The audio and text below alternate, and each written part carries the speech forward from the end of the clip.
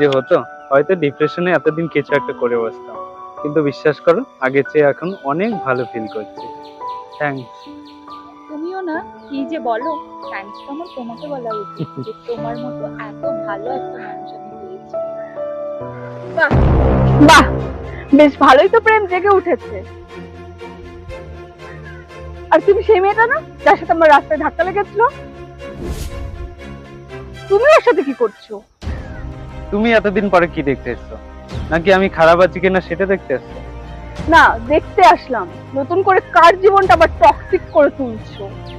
তোমার হয়তো ভুল হচ্ছে কোথায় খুব, ও মোটেও টক্সিক না, কেয়ারিং দায়িত্ববান একজন মানুষ। হয়তো তোমারই চিনতে ভুল হয়েছে। ভালো, খুব ভালো।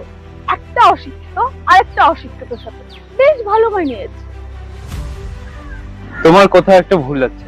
তুমি কিন্তু একটা গ্রামেরই মেয়ে, কাজের সূত্রে শহরে ছিলে। তখন ঠিক করে হয়তো তোমার খাবার জুটতো না। তারপরে আমার সঙ্গে রিলেশনে আসার পরে তোমার জীবন পুরো পাল্টে গেছে। আর সেই সুযোগে তুমি আমার মাথায় চড়ে বসছো। ঠিক করে আমাকে সম্মানও করতে জানো না। সব মিথ্যে।